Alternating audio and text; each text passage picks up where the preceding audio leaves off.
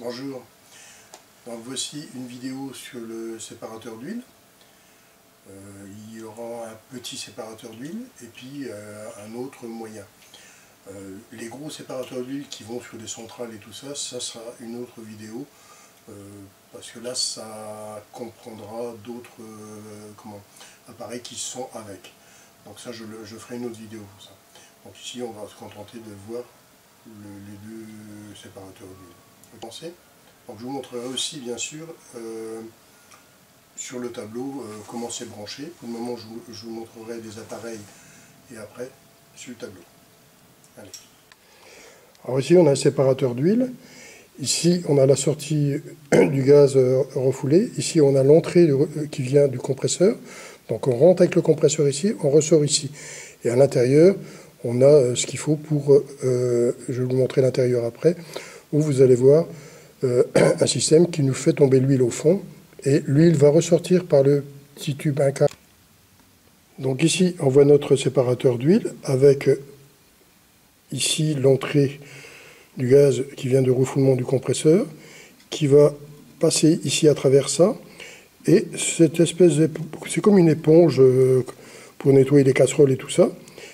On passe à travers ici, et on ressort ici. Et le gaz en passant là-dedans, ça fait comme une chicane. L'huile étant plus lourde, elle tape là-dedans et elle redescend, elle tombe en bas. Et ici, vous voyez, ici j'ai ce qu'on appelle un flotteur, comme une chasse d'eau. Vous voyez? Donc cette chasse d'eau, elle est raccordée où? Vous voyez, ça c'est l'intérieur. Vous voyez, ça fait ça. Et c'est comme une chasse d'eau dans une toilette. Et cette chasse d'eau est raccordée au petit tube que l'on voit ici. Donc à partir du moment où l'huile va monter, qu'il y aura de l'huile, elle va ouvrir un orifice qui est ici, donc l'arc est ici qu'on va brancher, qui va être rebranché sur le compresseur frigorifique pour faire le retour de l'huile. L'huile va redescendre dans ce tube et aller rejoindre mon compresseur via l'aspiration. Et comme ici c'est le refoulement, l'huile va être poussée vers le compresseur, puisque le côté compresseur c'est BP et ce côté-là c'est HP, il va y avoir une succion qui va se faire automatiquement. Et quand ça sera vide, le clapet qui est ici va redescendre en bas et me fermer mon tube. Voilà. Alors si j'ai un séparateur d'huile de plus grosse dimension, vous voyez la dimension qu'il fait. Donc ici j'ai mes deux tubes entrée et sortie, les gros tubes là.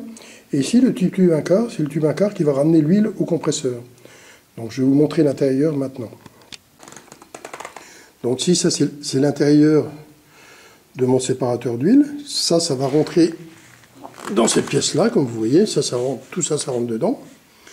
Et on a un filtre aussi bien à l'entrée qu'à la sortie, donc côté refoulement, et qui part vers le condenseur. Donc je viens du compresseur, je rentre dedans et je vais vers le condenseur. Donc ici, qu'est-ce qu'on a? On a l'huile qui va... Donc c'est un système qui est ici, avec un filtre et tout ça ici. L'huile va tomber au fond. Et on a cette espèce de petite chasse d'eau qui va monter ici, qui va laisser passer l'huile. De près, vous voyez, ce mouvement de ce truc, voilà. Vous voyez, ça monte et ça descend. Donc, quand c'est en bas, ça ferme le petit tube 1/4 qui remonte. Et quand c'est en bas, ça veut dire qu'il y a de l'huile. L'huile peut remonter par le petit tube 1/4. Ok? Voilà comment ça fonctionne, ce tube qui est ici. Ça, c'est le retour d'huile. Donc voici le schéma que j'ai fait au tableau pour le séparateur d'huile. C'est un schéma un peu grossier, mais c'est pour vous montrer exactement ce que c'est. Donc voilà. Donc ici, vous avez votre compresseur frigorifique qui est ici. Ici, on a les gaz aspirés qui viennent de l'évaporateur, qui vont rentrer dans la petite chambre ici où il y a la plaque à clapet. Bon, je n'ai pas dessiné le piston parce que ça aurait été un peu trop complexe à faire tout ça, mais ici, vous avez les gaz aspirés qui vont rentrer quand le piston va descendre. Quand le piston va remonter, ils vont refouler les gaz ici, qui vont aller là, qui vont aller là, qui vont aller là, qui vont rentrer dans le séparateur d'huile et sortir du séparateur d'huile pour aller rejoindre le condenseur. Donc ça, c'est le parcours normal du gaz. Bon, alors, on sait très bien que, vous voyez, il y a l'huile dans le compresseur qui est ici. Ici, on a notre voyant d'huile, donc je l'ai dessiné. Malgré que j'ai fait une coupe du compresseur, j'ai dessiné quand même le voyant d'huile pour le montrer comment c'était fait. Bon, c'est un schéma, il ne faut pas l'oublier. Donc le voyant d'huile ici, on voit qu'on peut être rempli aux 3/4 du voyant ou moitié du voyant. Si on est en dessous de la moitié du voyant, il faut s'inquiéter pour la lubrification de notre compresseur. Donc ici, on a toute l'huile de notre compresseur qui est ici. Ici, on a le gaz frigorifique, je ne l'ai pas mis avec pour ne pas le mélanger avec l'huile, pour qu'on fasse une différence. Et ici, on sait très bien que le gaz frigorifique, en étant là-dedans, lui va nous entraîner une partie de l'huile dans le refoulement. Et l'huile qui est entraînée dans le refoulement va aller là, va partir là, et va rejoindre mon séparateur d'huile. En arrivant dans le séparateur d'huile, là ici j'ai comme une éponge métallique comme on se sert pour nettoyer les casseroles, comme je vous ai montré dans la coupe du séparateur d'huile. Ça fait chicane à l'intérieur et l'huile étant plus lourde que le gaz, l'huile va tomber au fond, va aller là, et quand l'huile sera suffisamment haute pour soulever mon flotteur qui est ici, le pointeau qui est ici va libérer le passage ici, donc ça va se lever comme ça, libérer mon pointeau, l'huile va pouvoir descendre ici, et aller rejoindre mon compresseur. Alors, comme ici, sur ce truc-là, c'est de la basse pression, et ici c'est de la haute pression, fatalement, le gaz va pousser l'huile pour permettre à descendre. Et quand l'huile sera plus suffisamment haute ici, il en restera un tout petit peu ici, presque pas, le flotteur va descendre, et le pointeau qu'on a ici, juste ici, va me boucher le trou qui est ici.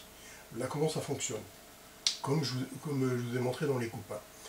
Donc, c'est comme ça que fonctionnera notre séparateur d'huile. Alors, ici, c'est un schéma brut. On pourrait imaginer aussi que l'aspiration vienne directement dans le carter du compresseur. On a beaucoup d'aspirations qui viennent directement dans le carter du compresseur ici. Donc, au lieu d'être ici, c'est là. Bon, je l'ai fait ici pour simplifier le truc, mais là, ici, on sait très bien que c'est là que ça entraîne beaucoup plus d'huile qu'autre chose. Ici, beaucoup moins. Mais ici, c'est beaucoup plus. Okay, bon, je l'ai fait ici pour la simplicité, mais on peut avoir l'aspiration qui se fasse là, et ça rentrera via tout un système dans le compresseur, suivant que c'est un hermétique, un semi-hermétique. Bon. Voilà comment c'est fait.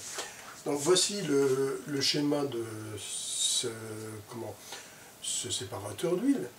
Donc maintenant, vous savez ce que c'est. Ok? Allez, je vous souhaite une bonne fin de journée, puis à bientôt.